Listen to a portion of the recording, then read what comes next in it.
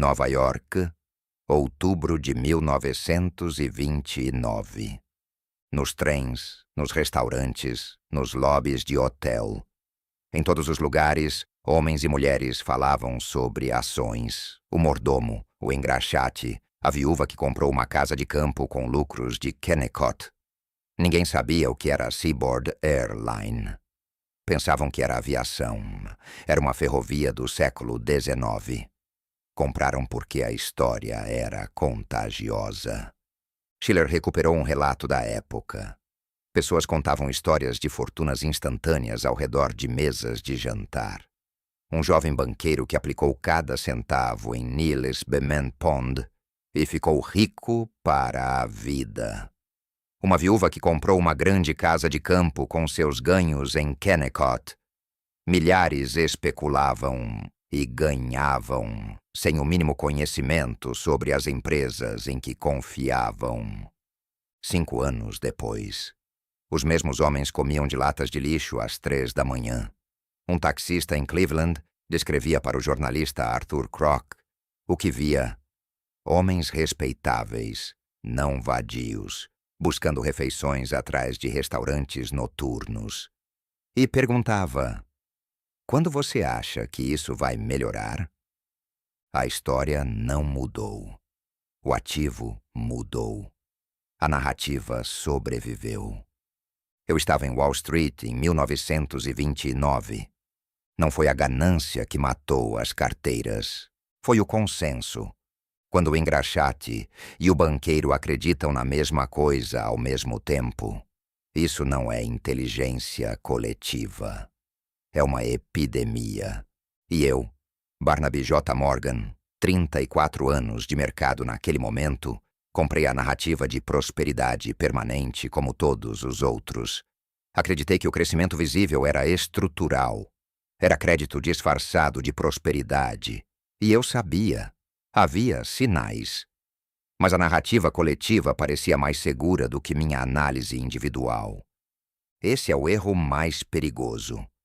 Saber e não agir, porque a narrativa coletiva parece mais segura. Robert Shiller, Prêmio Nobel de Economia, passou décadas fazendo uma pergunta que seus colegas achavam irrelevante. Por que economistas não previram a Grande Depressão, o colapso imobiliário de 2005, a crise de 2007 a 2009? Ele encontrou um dado devastador. O FMI catalogou 469 recessões em 194 países entre 1988 e 2008. Previu corretamente apenas 17 com um ano de antecedência. E fez 47 previsões de recessões que nunca aconteceram. Taxa de acerto: menos de 4%. A resposta de Schiller: porque eles ignoravam as histórias que as pessoas contavam umas às outras. A ciência econômica convencional modela preços, taxas, fluxos de capital. Está modelando o efeito, não a causa. A causa são as narrativas que viralizam entre pessoas racionais. Os mercados não colapsam porque as pessoas ficam irracionais. Colapsam porque pessoas racionais começam a acreditar nas mesmas coisas ao mesmo tempo. Quando você terminar esta autópsia, você nunca mais vai olhar para um ativo sem primeiro perguntar: qual é a história que as pessoas estão comprando antes de comprar isso? Você vai começar a enxergar os mercados como um epidemiologista, não como um analista. E isso vai te separar de 96% dos participantes do mercado. Qual foi a última decisão financeira ou de negócio que você tomou influenciado por uma história que alguém te contou? Não um dado, não um relatório, uma história, uma narrativa, você sabia que, no almoço de trabalho, numa mensagem de WhatsApp, num podcast.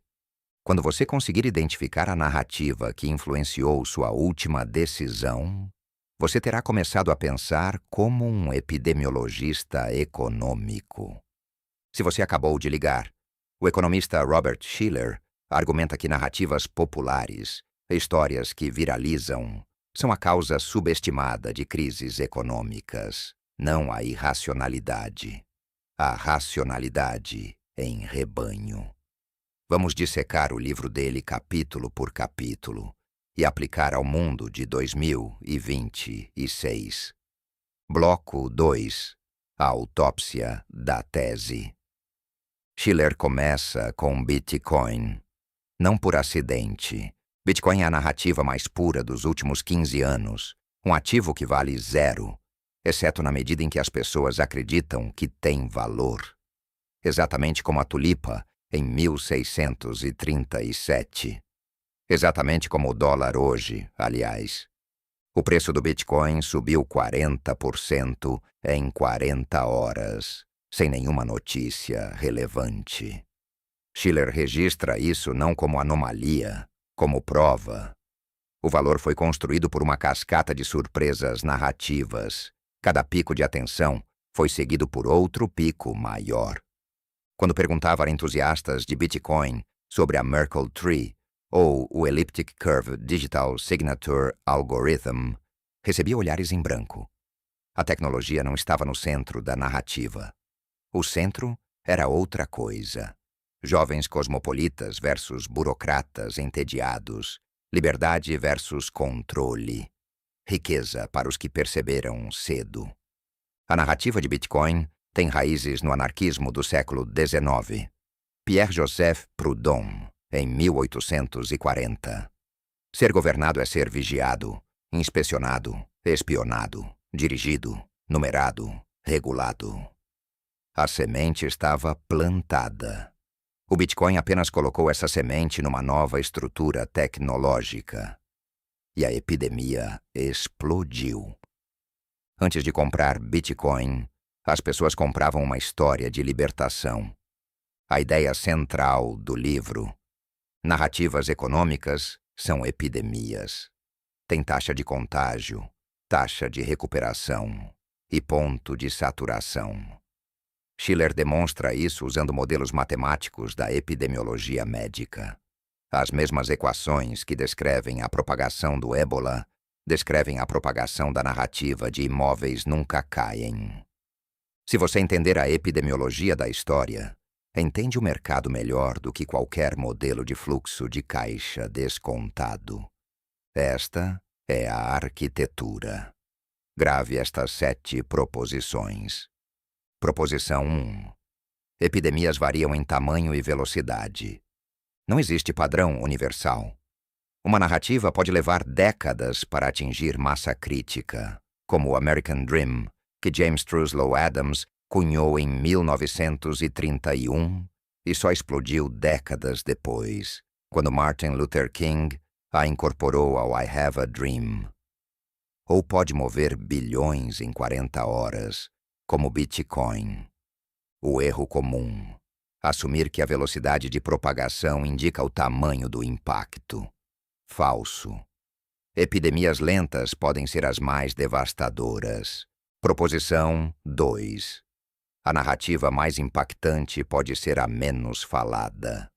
Em 1932, o jornalista Arthur Kroc percorreu 10.000 milhas pelos Estados Unidos, ouvindo conversas nas ruas, nos trens, nos hotéis.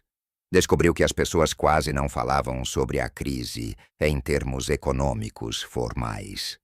Falavam sobre o vizinho que perdeu o emprego, o marido que não conseguia sustentar a família, o pai que vendia maçãs na esquina. Estas histórias não eram debatidas em conferências, mas determinavam quanto as famílias gastavam, se compravam um carro novo, se renovavam a casa. O taxista de Cleveland explicava a Grande Depressão em 30 segundos, sem usar a palavra deflação. Mas sua narrativa explicava o comportamento de consumo melhor do que qualquer modelo econométrico. Proposição 3. Constelações narrativas têm mais impacto do que qualquer narrativa isolada. Nenhuma história move mercados sozinha. É a galáxia de histórias interconectadas. Bitcoin não era só Bitcoin. Era Bitcoin mais anarquismo, mais desconfiança institucional, mais identidade de elite tecnológica, mais promessa de riqueza para os que perceberam cedo. Cada narrativa individual era fraca. A constelação era poderosa. Proposição 4. O mesmo rótulo, significados radicalmente diferentes. Schiller documenta um caso fascinante. Quando a Áustria-Hungria declarou guerra à Sérvia em julho de 1914, iniciando a Primeira Guerra Mundial, o mercado de ações de Nova York colapsou e fechou por meses. Quando a Inglaterra declarou guerra à Alemanha em setembro de 1939, iniciando a Segunda Guerra Mundial, o índice S&P subiu 9,6% num único dia. A mesma palavra, guerra, produziu reações opostas. Por quê? Porque a constelação narrativa era diferente. Em 1939, a narrativa dominante era que a Primeira Guerra tinha sido lucrativa para quem manteve posições em ações. A história prévia mudou a interpretação do evento idêntico. Proposição 5. A verdade não é suficiente para parar uma narrativa falsa. Um estudo publicado na revista Science, em 2018, analisou 126 mil rumores espalhados por 3 milhões de pessoas no Twitter. Resultado: histórias falsas tinham 6 vezes mais chance de ser retuitadas do que histórias verdadeiras. Os pesquisadores concluíram que as pessoas tendem a compartilhar informações novas, e a novidade não está correlacionada com a veracidade. Implicação para o mercado. Uma narrativa falsa que chegou ao degrau 4, euforia, continuará guiando o comportamento de investimento muito depois de ter sido publicamente refutada. A refutação raramente vai viral. A narrativa original continua operacional. Proposição 6. Repetição cria contágio. Schiller usa um exemplo genial. Parabéns para você. A música mais cantada do mundo não é popular porque é bela. É popular porque há sempre um aniversário. A taxa de contágio é baixa, mas a taxa de recuperação é 0. A música nunca é esquecida porque os aniversários nunca param. Traduzindo para mercados, a narrativa que encontra um gatilho recorrente é a mais duradoura. A narrativa de automação vai tirar os empregos volta a cada recessão há 200 anos, porque recessões são o gatilho recorrente que reativa o código genético da história. Proposição 7. Identidade e patriotismo amplificam narrativas. A história de George Washington e a cerejeira, não posso mentir, pai, sobreviveu séculos não porque é verdade. Schiller documenta que ela foi inventada por um biógrafo. Mas por que conecta honestidade à identidade nacional americana? A narrativa virou parte de quem as pessoas acham que são. O American Dream sobreviveu décadas como slogan de hipotecas, não porque descrevia a realidade, mas porque conectava a compra de um imóvel a uma identidade patriótica. Comprar uma casa não era uma transação financeira, era um ato de americanidade. O mapa em uma frase. Schiller diz que narrativas são vírus. Tem código genético, a história central. Tem hospedeiro, a celebridade ou o arquétipo. Tem veículo, a mídia, as conversas, os influenciadores. Tem ciclo de vida, crescimento, pico, decaimento, mutação. O economista que ignora isso está modelando o sintoma, não a doença. Schiller cataloga 9 narrativas que se repetem em ondas ao longo de séculos. Vou destacar as 4 mais relevantes para 2026. Desde o início do século XIX, Narrativas sobre confiança moldaram flutuações econômicas. Raymond Moley, assessor de Roosevelt durante a Grande Depressão, resumiu: uma depressão é como uma corrida bancária. É uma crise de confiança. As pessoas entram em pânico e pegam seu dinheiro. A evolução é fascinante. Primeiro surgiu a narrativa de pânico financeiro, sobre bancos. Depois, narrativa de confiança empresarial, sobre a economia em geral. Depois, confiança do consumidor, sobre o indivíduo. 3 mutações da mesma estrutura narrativa, cada uma dominando uma era diferente. Em 1929, o presidente Coolidge e o secretário do Tesouro Mellon faziam declarações otimistas toda vez que o mercado caía. Os chamados Coolidge-Mellon Bull Tips. Shiller documenta o padrão. Tentativa deliberada de manipular a narrativa dominante. Funcionou por anos. Depois parou de funcionar.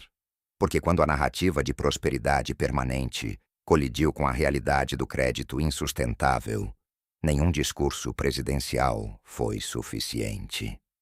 Roosevelt entendeu melhor. Em 1933, nos Fireside Chats, pediu às pessoas que não corressem aos bancos quando reabrissem. Apelou para a moralidade, não para a racionalidade. Funcionou. O pânico cessou. O dinheiro voltou a fluir para dentro dos bancos. Durante a Grande Depressão dos anos 1930, uma nova narrativa dominou. A pobreza chique. Exibir riqueza era moralmente inaceitável quando seu vizinho estava desempregado. As vendas de carros novos da Ford caíram 86% entre 1929 e 1932. Não só porque as pessoas não tinham dinheiro, mas porque ter um carro novo constrangia socialmente.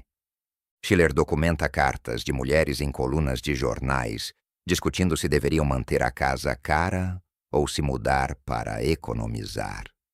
A narrativa dominante era: manter o padrão de vida era uma questão de espírito da família, não de status. O consumo foi suprimido por décadas. Depois, James Truslow Adams cunhou o American Dream em 1931. Levou décadas para viralizar. Quando Martin Luther King Jr. incorporou a expressão ao I Have a Dream em 1963, a narrativa ganhou a âncora emocional que precisava. E então, o American Dream foi hijacked pela indústria imobiliária. Em 2003, a Fannie Mae adotou como slogan: conforme o American Dream evolui, nós evoluímos junto. O mesmo ano em que o Congresso americano aprovou o American Dream Down Payment Assistance Act.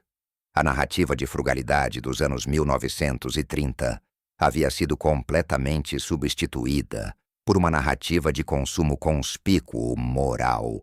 Comprar uma casa grande era um ato de patriotismo americano. Shiller documenta: mais da metade das menções ao American Dream em jornais americanos ocorreram em anúncios publicitários, não em artigos. Esta é a mais relevante para 2026 e é a mais reveladora sobre como narrativas funcionam. Shiller mapeia 4 ondas de narrativa sobre automação e inteligência artificial desde 1929, 1957 a 64, 1980 a 82, 1995 e a atual. Cada vez, a narrativa dizia: desta vez é diferente. Cada vez havia uma nova tecnologia que tornava todas as experiências anteriores obsoletas. Cada vez, a mesma estrutura. Chegamos ao ponto de inflexão quando as máquinas finalmente tomam conta. Em 1957, o Wall Street Journal cunhou o termo recessão da automação. A crença de que a automação de escritórios estava causando desemprego estrutural permanente. Em 1982, Andrew Pollack, do New York Times, declarou uma nova automação. Desta vez, computadores substituindo gerência média. Em 1995, a narrativa era de redes de computadores invadindo quase toda a categoria de emprego que envolva computação, comunicação ou dedução simples. Em nenhuma dessas ondas, as máquinas substituíram os empregos da forma catastrófica prevista. Em todas elas, a narrativa teve impacto real sobre gastos, investimento e política pública. A proposição de Barnaby. A IA de 2024 não é um evento. É uma mutação de uma narrativa que tem 200 anos. Bolhas do mercado de ações. Capítulo 16. A palavra crash não estava associada ao mercado de ações antes de outubro de 1929. Foi uma invenção narrativa. Antes, usava-se boom and crash para descrever canhões ou ondas do mar. Shiller documenta a narrativa do garoto, engraxate, dando dicas de ações para Joseph Kennedy, que então vendeu tudo e ficou rico shortando o mercado. Busca no arquivo de jornais.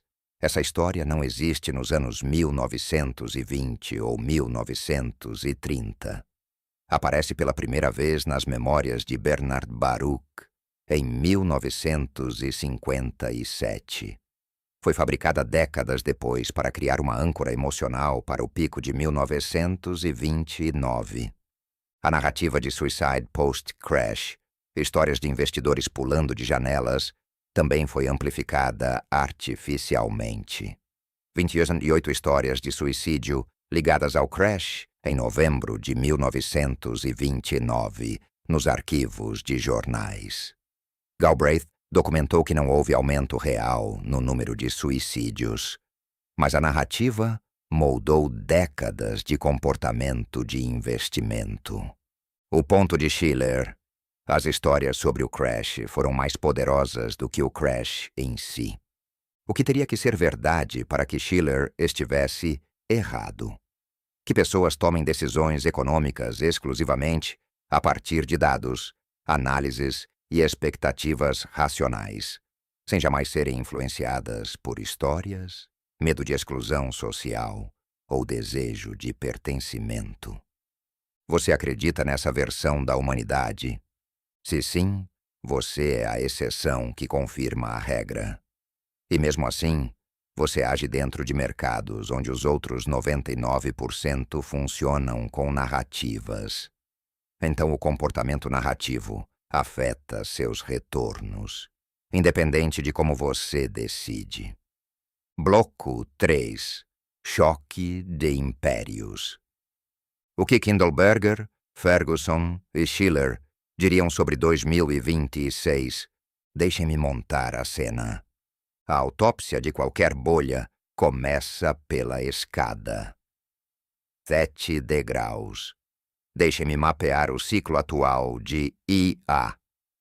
Degrau 1. Deslocamento. 2022 a 2023.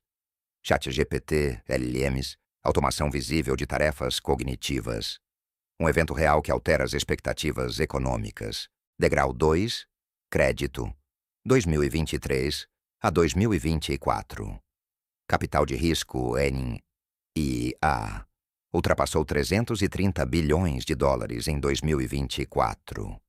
Dívida corporativa sendo tomada para comprar poder computacional, GPUs, data centers, energia elétrica. Degrau 3. Narrativa, 2024. Toda empresa será exponencial graças à IA. Valuations de 100 vezes a receita para empresas sem produto comercializável. A narrativa precede a realidade, como sempre. Degrau 4. Euforia. 2025 a 2026. Onde estamos agora? Nvidia, data centers, AGI como narrativa dominante. Investidores institucionais, fundos de pensão, soberanos alocando em IA. Quando o dinheiro institucional chega, a maioria tardia entrou. O pico está próximo. Degrau 5. Distress. Ainda não chegou. Mas os sinais precedentes são: primeiro grande fracasso de produto comercial de ICRA, regulação agressiva, descoberta de que a monetização é muito mais lenta do que a narrativa prometia. Degrau 6. Pânico, resgates, congelamento de crédito, narrativa invertida. A IA destruiu mais do que criou. Degrau 7. Reprecificação. O que sobrevive não é a narrativa, é a infraestrutura, chips, energia, dados, conexões de fibra. Software embarcado em processos críticos. A questão de Barnaby.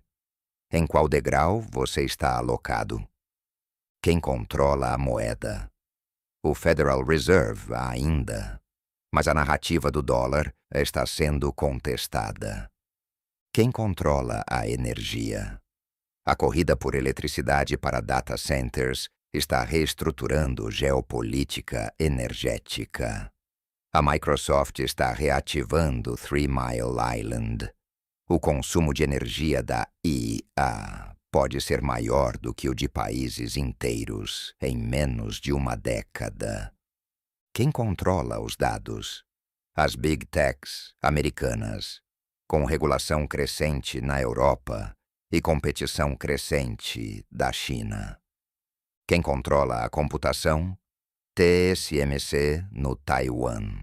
Um risco geopolítico existencial que o mercado está precificando de forma inadequada, porque a narrativa de IA é inevitável, suprime a narrativa de TSMC é vulnerável.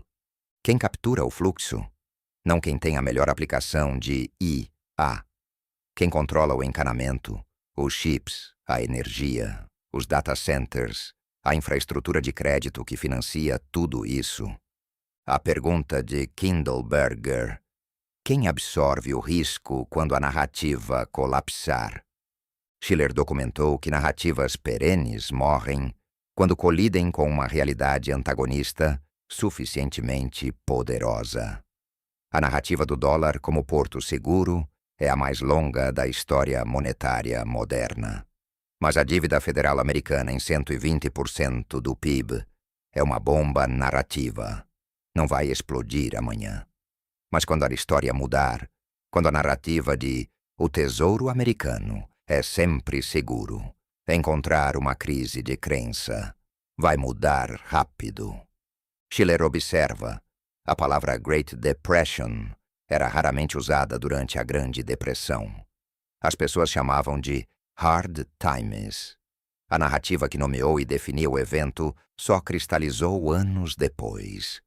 Quando o próximo colapso narrativo chegar, provavelmente vai ser nomeado retrospectivamente também. Ferguson documenta que impérios colapsam quando a narrativa de superioridade encontra uma realidade antagônica que não pode ser ignorada.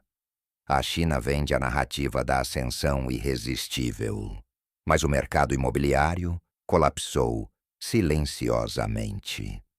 Evergrande, Country Garden, trilhões em ativos imobiliários reprecificados sem que a narrativa oficial reconhecesse o colapso. A narrativa de crescimento chinês ainda opera como um fato aceito nos mercados globais. A estrutura subjacente conta uma história diferente. Kindleberger argumentou que o sistema financeiro global precisa de um hegemon narrativo. O dólar não é só moeda. É a narrativa que legitima a ordem financeira global. Quando o BRICS propõe moedas alternativas, não está propondo apenas um mecanismo de pagamento. Está propondo uma contra-narrativa. E como Schiller demonstrou, a verdade não é suficiente para parar uma narrativa falsa, mas também não é suficiente para iniciar uma nova. A contra-narrativa, BRICS, ainda não encontrou sua âncora emocional, seu Martin Luther King, seu Roosevelt, seu Satoshi Nakamoto. Ainda. Schiller mapeou 4 picos de narrativa sobre automação e IA desde 1929. Em cada pico, havia uma nova palavra que capturava a imaginação. Automação, em 1957. Robótica, em 1980. Cibernação, em 1995. Inteligência artificial, agora. Em cada pico, a narrativa projetava uma singularidade que desta vez é realmente diferente. Em cada pico, a narrativa teve impacto econômico real, não porque a singularidade chegou, mas porque as pessoas acreditaram que chegaria e ajustaram comportamento de consumo e investimento. O atual pico é o maior da série histórica. E como todos os anteriores, projeta uma singularidade que está sempre prestes a chegar. O mapa, em uma frase: estamos no degrau 4 da escada Kindleberger Morgan para IA. A narrativa dominante diz que toda empresa será exponencial. É a narrativa do .com com novos personagens.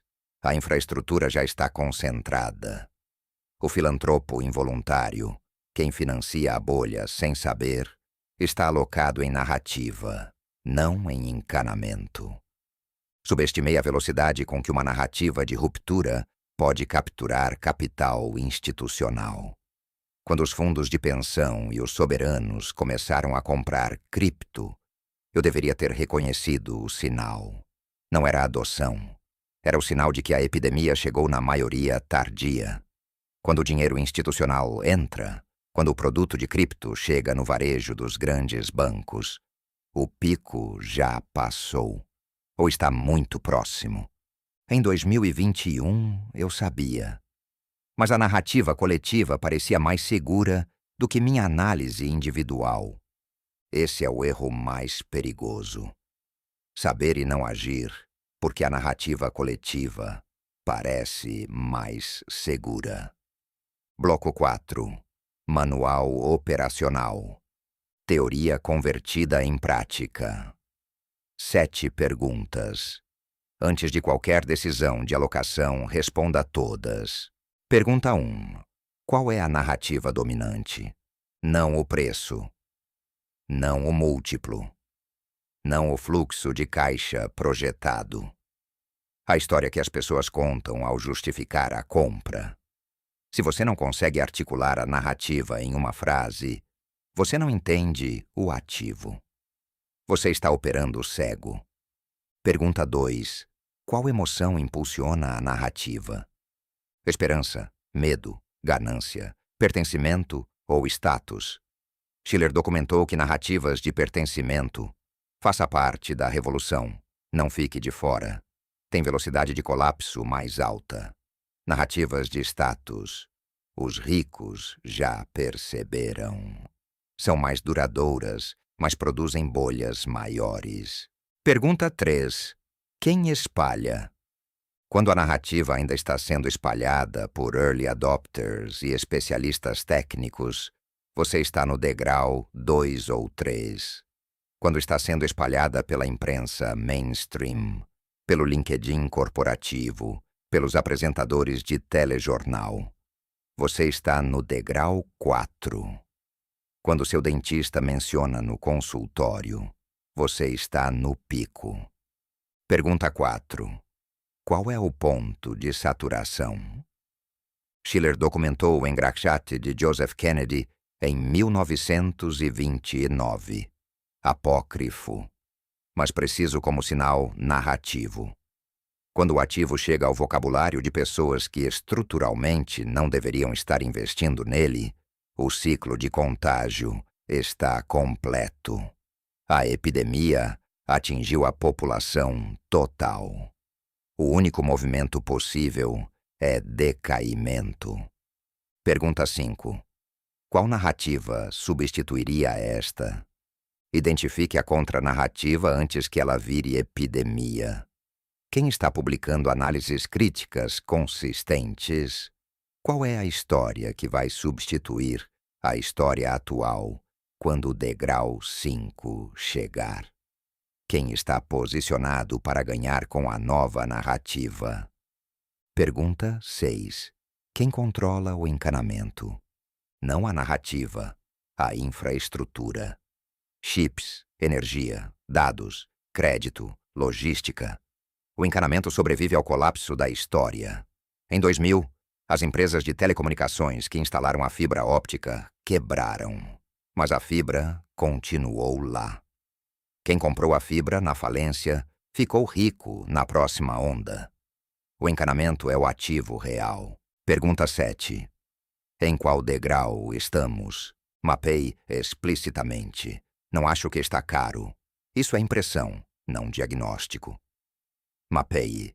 Degrau 1 aconteceu quando? Degrau 2 aconteceu quando? Onde há evidências de degrau 5. Esta pergunta força precisão analítica sobre algo que normalmente fica no território das intuições vagas. Posição ideal. Narrativa nascente ou fraca mais. Estrutura robusta. Ação. Comprar antes que a epidemia viralizar. A janela existe porque a maioria está esperando a narrativa confirmar a estrutura. Posição perigosa. Narrativa dominante e viral mais estrutura fraca. Ou a narrativa é o produto. Ação. Reduzir ou sair.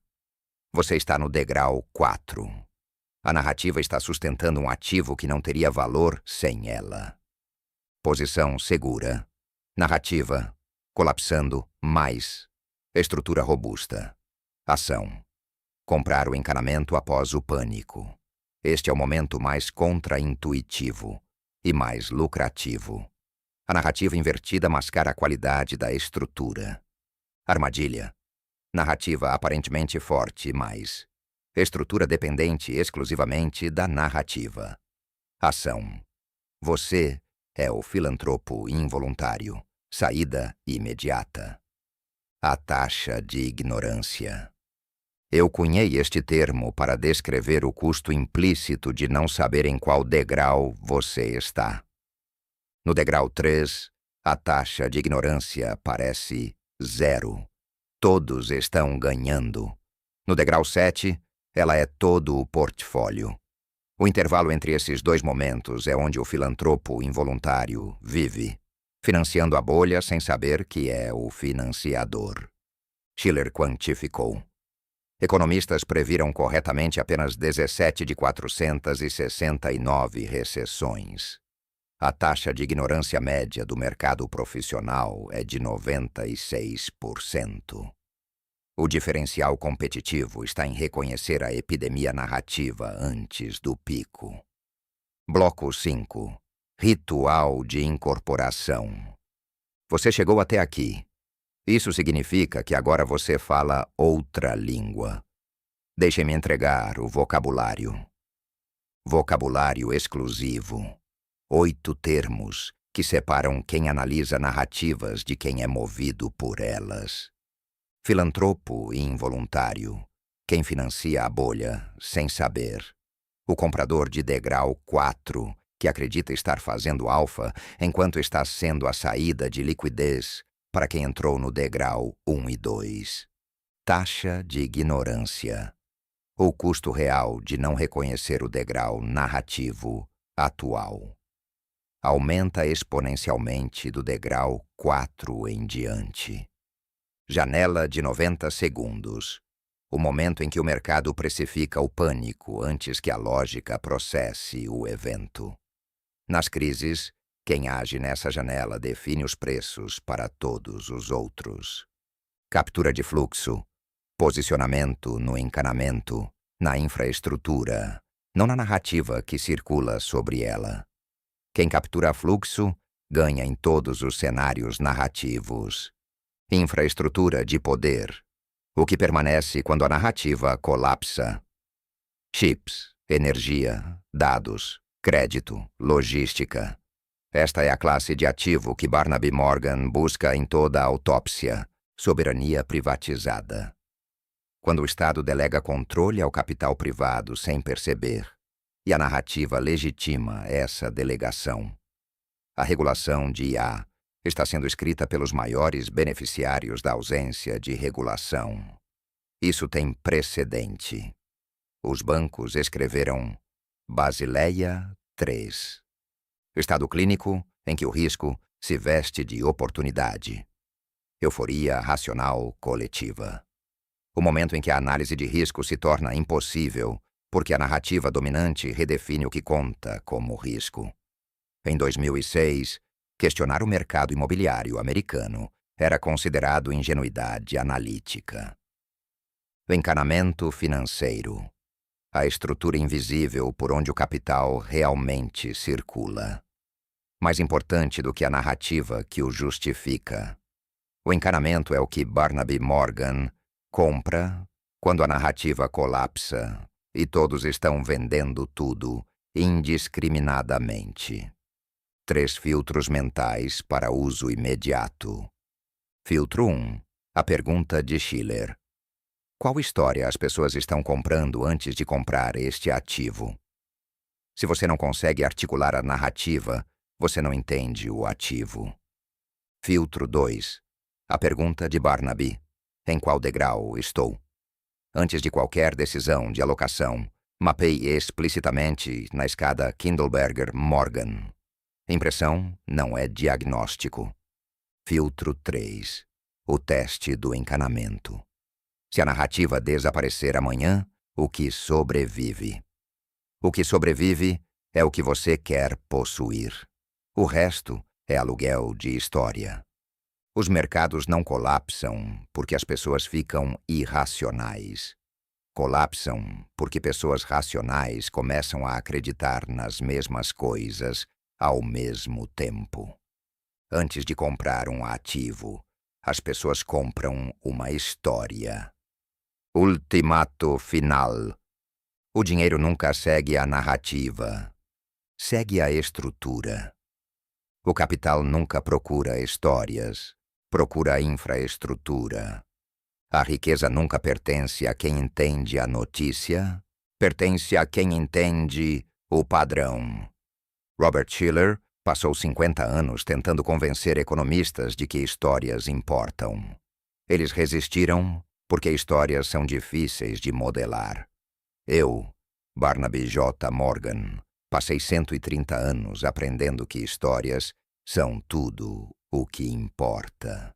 Mas apenas até o momento em que a realidade as desafia. A realidade sempre ganha. Às vezes leva uma semana. Às vezes leva uma década. Mas ganha.